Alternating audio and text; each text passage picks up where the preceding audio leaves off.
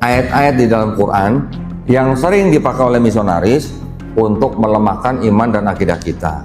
Buka Quran surat Maryam, bacain ayat ke-71. Dan tidak ada seorang pun di antara kamu yang tidak mendatanginya neraka. Hal itu bagi Tuhanmu adalah suatu ketentuan yang sudah ditetapkan. Nah, anggap aja saya misionaris sih.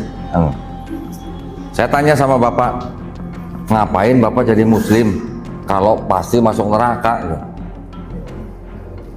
Gimana jawabnya, Pak? Gimana jawabnya?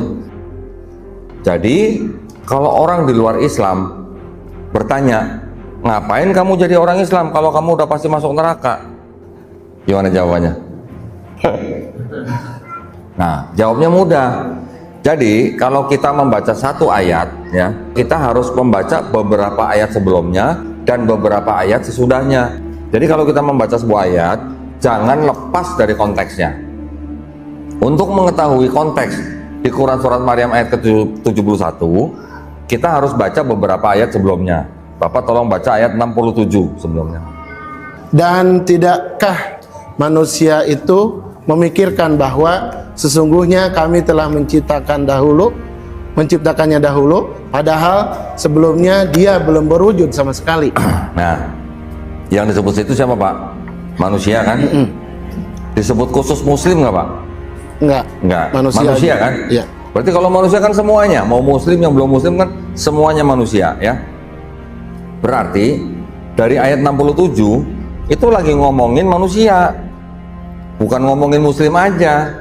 Berarti manusia semua kan. Ketika disebutkan dan tidak ada seorang pun dari kamu yang tidak mendatangi neraka, apakah mendatangi itu masuk neraka? Kalau bapak-bapak mendatangi kuburan, apa pasti masuk kuburan? Kan enggak kan? Mendatangi artinya apa? Diperlihatkan. Terus bagaimana dong nasibnya yang muslim dan yang belum muslim? Bapak baca yang ayat 72. Kemudian kami akan menyelamatkan orang-orang yang bertakwa dan membiarkan orang-orang yang zalim di dalam neraka dalam keadaan berlutut. Nah, kalau orang yang bertakwa berarti orang apa? Islam. Kalau orang yang zalim, Kafir. nah, itu jawabannya. Ya, gampang kan sebenarnya kan? Jadi itu ilmu juga ya, ilmu Islamologi yang kita gabungkan dengan Kristologi menjadi Krislamologi yang sangat berguna dan efektif supaya kita bisa menjaga iman dan akidah kita ya dari upaya pemurtadan.